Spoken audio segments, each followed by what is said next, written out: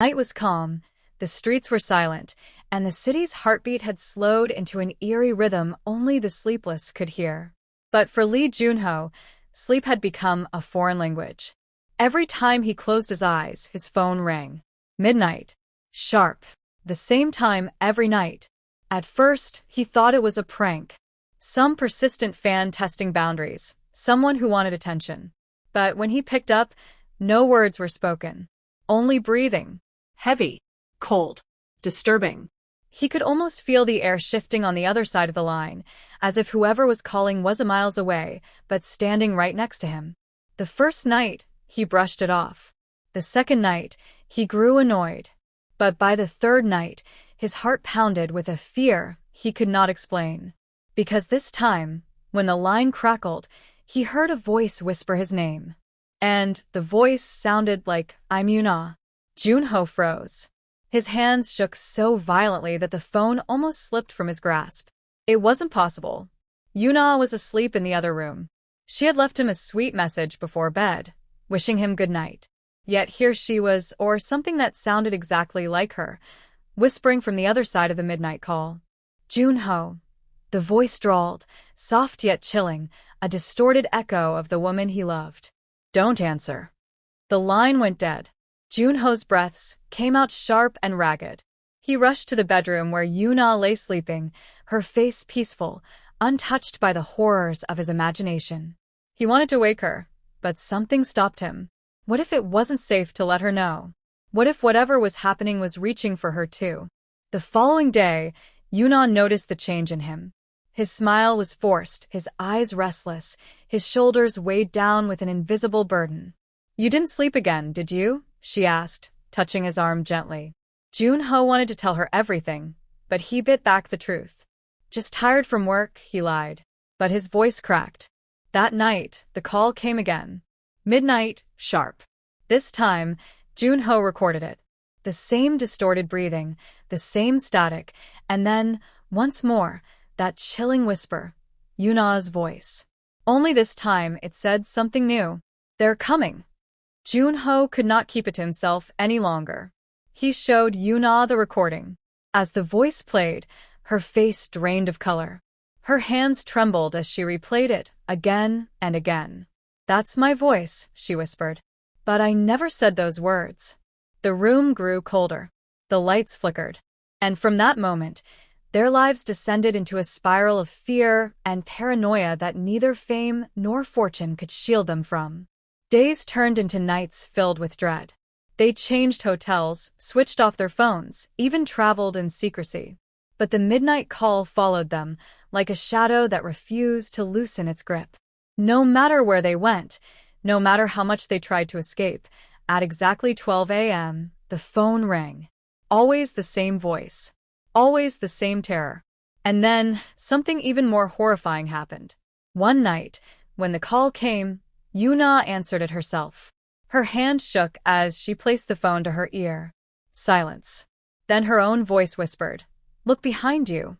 Her blood ran cold. She turned, slowly, and screamed. Behind Jun-ho, in the mirror, stood a figure. A shadowy silhouette with long hair and hollow eyes, staring straight at them. But when they spun around, nothing was there. The mirror, however, told a different story. Their reflections were no longer their own. The figures in the glass moved just a second too late, their smiles twisted, their eyes too dark. That night, they smashed the mirror. But in the shards that scattered across the floor, the reflections still stared back, broken yet alive.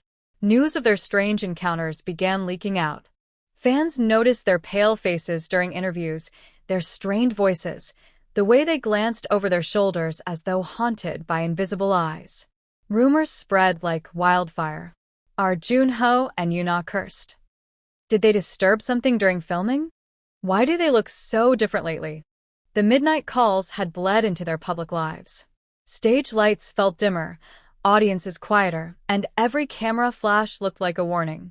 The glamorous world that once adored them now felt like a cage where shadows prowled and whispers thrived. One evening, Yoon-ah found herself alone in their apartment. Jun-ho was at rehearsals, and she promised she would rest. She sat by the window, sipping tea, trying to calm her nerves. Midnight was approaching. She stared at the phone on the table, its black screen glowing faintly in the dark. 11:59 p.m. Her heart raced. 12 a.m. The phone rang. Her hands trembled, but this time she didn't answer. The ringing grew louder, more insistent, vibrating across the wooden table. Suddenly, the call stopped. Silence wrapped around her like a suffocating blanket. Then, from the speaker of the phone, without her touching it, her voice whispered again. "Open the door." A knock followed. Slow. Deliberate. 3 times. When Jun-ho returned home that night, he found Yoon-ah curled in the corner, tears streaking her face, the phone still in her hand. "It's not just calls anymore," she whispered, her voice broken. "They're here." Their lives unraveled faster than either of them could control. They sought help: priests, shamans, spiritual healers, even technology experts who swore the calls were impossible. Yet no one could explain why the voice was identical to Yoon-ah's. No one could explain why their reflections in mirrors never quite matched their movements anymore. Every night, the calls grew bolder. Voices laughed, cried, screamed. Sometimes multiple voices, all sounding like Yoon-ah, echoing at once. Sometimes they mimicked Jun-ho too. One night, when Jun-ho finally snapped and screamed into the phone, "Who are you? What do you want?" the voice replied with chilling clarity, "We are what comes after you." It was no longer about calls. No longer about whispers. It was about something far darker, a haunting that reached beyond technology, beyond reason. Their once bright love story had twisted into a nightmare of echoes and shadows. Fans continued to speculate, some claiming the couple was cursed by jealous rivals, others believing they had awakened a restless spirit during filming in an abandoned location months ago. But Jun-ho and Yoon-ah knew the truth. This was not coincidence. This was not imagination. It was something that wanted them. Something that wore their voices. Something that would not stop. And then came the night that changed everything. At midnight, the phone rang one last time. They both answered it together, holding the phone to their ears. The line was dead silent. Then, from the darkness of the room itself, not the phone, a whisper echoed. "You should never have answered." The lights went out, and in the blackness, 2 voices screamed. The glamorous lives of Lee Jun-ho and Im Yoon-ah had always seemed untouchable, shimmering with fame and romance. But now, fans whispered a different story, one not of love, but of horror. A story where midnight is no longer just a time, but a curse. A story where every call is a reminder. Sometimes the voices we fear most are our own. And the question that still lingers in every fan's mind is this: will they survive the midnight call, or will the call claim them forever? The phone rang again. Midnight. Of course. At this point, Jun-ho was convinced the universe had an alarm set against him. He stared at the buzzing device as if it were a cockroach that had learned Morse code. "Don't answer it," Yoon-ah said, clutching a pillow like a weapon. Her voice cracked with fear, but her expression looked more like she was annoyed at a neighbor blasting karaoke at 2 a.m. Jun-ho smirked despite his nerves. "What if it's pizza delivery?" Yoon-ah shot him a glare so sharp it could cut glass. "At midnight. You never know. Ghosts might get hungry too." The phone buzzed louder, vibrating against the wooden table like it was trying to crawl toward them. The screen lit up, displaying a number that wasn't a number at all. 0000. Jun-ho swallowed. "See? It's a diet hotline. 0 calories." Yoon-ah rolled her eyes, but the tension didn't break. Both of them knew what was waiting on the other end. Humor was the only fragile shield they had left. And then, against all reason, Jun-ho picked it up. The voice came again, whispering, breathing, echoing. It sounded exactly like Yoon-ah, but this time it laughed. Not a warm laugh, not the sweet sound that had captured millions of fans.